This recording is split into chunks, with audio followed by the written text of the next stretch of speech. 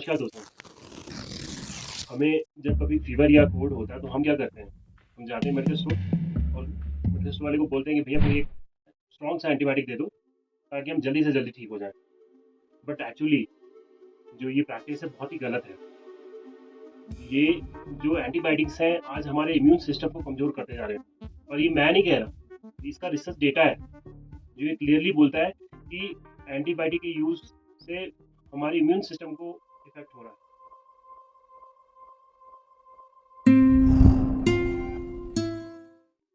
WHO clearly ये बोलता है कि common cold, flu, fever in सभी में एंटीबायोटिक्स का यूज़ नहीं किया जाना चाहिए। एक्चुअली इन सब के लिए एंटीबायोटिक है ही नहीं, पर फिर भी हम एंटीबायोटिक्स का यूज़ करते हैं। एनसीडीसी इंडिया के सर्वे के अकॉर्डिंग 72% हॉस्पिटलाइज पेशेंट को एंटीबायोटिक प्रिस्क्राइब की जाती है। इनमें से 57% वॉच कैटेगरी एंटीबायोटिक्स होती हैं। मतलब WHO के मुताबिक ये हाई रिस्क एंटीबायोटिक्स हैं। 4.6% पेशेंट्स को एक साथ 4 या उससे ज़्यादा एंटीबायोटिक्स दी जा रही हैं। इसका मतलब ये है कि ओवर प्रिस्क्रिप्शन ऑफिशियली डॉक्यूमेंटेड है। सोचिए, जब हम अननेसेसरी एंटीबायोटिक्स लेते हैं तो सिर्फ बैक्टीरिया ही नहीं मरता, बल्कि हमारा जो गुड बैक्टीरिया वो भी मर जाता है। साइंटिफिक स्टडीज ये प्रूव करती हैं कि जो हमारा हेल्दी गट है वो हमारे स्ट्रॉन्ग इम्यून सिस्टम का कारण है। बट जब हमारे अच्छे बैक्टीरिया मरने लगते हैं तो हमारा गट बैक्टीरिया डैमेज हो जाता है, इम्यून रिस्पॉन्स बहुत ही वीक हो जाता है और बॉडी खुद से फाइट करना भूल जाती है।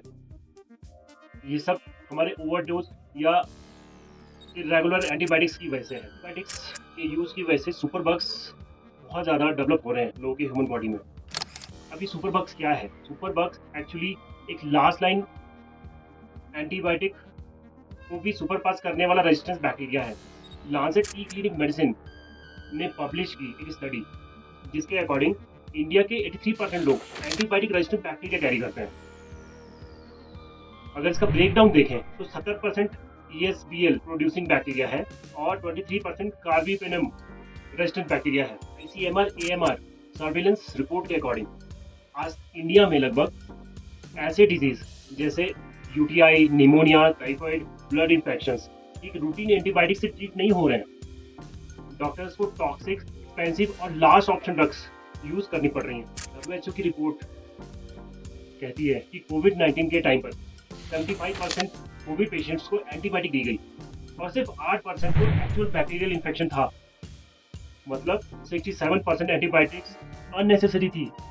मोस्ट ओवर यूज्ड एंटीबायोटिक्स जो इंडिया में सबसे ज़्यादा यूज़ की जा रही हैं उनमें से 4 मेन हैं: एजिथ्रोमाइसिन, एमोक्सिलिन, ओफ्लैक्सिन और सिफिक्सिन। ये ड्रग्स अब स्लोली इनइफेक्टिव होने लगी हैं। आप सोचिए कि किस तरह से हम एंटीबायोटिक्स के ओवर यूज़ को दिन ब दिन बढ़ावा दे रहे हैं। कहा जाए तो एंटीबायोटिक्स एक लिमिटेड रिसोर्स है। अगर आज हमने इनका मिसयूज बंद नहीं किया तो कल सिंपल इन्फेक्शन भी अनट्रीटेबल हो जाएगा। इम्यून सिस्टम और वीक होते जाएंगे।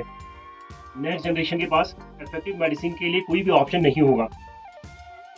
कारण बहुत सीधा और सरल है कि ओवर यूज ऑफ एंटीबायोटिक या फिर इरेगुलर कोर्स ऑफ एंटीबायोटिक या फिर without prescription use of antibiotic, ये कारण है जो हमारे बॉडी को, इम्यून सिस्टम को कमजोर कर रहा है।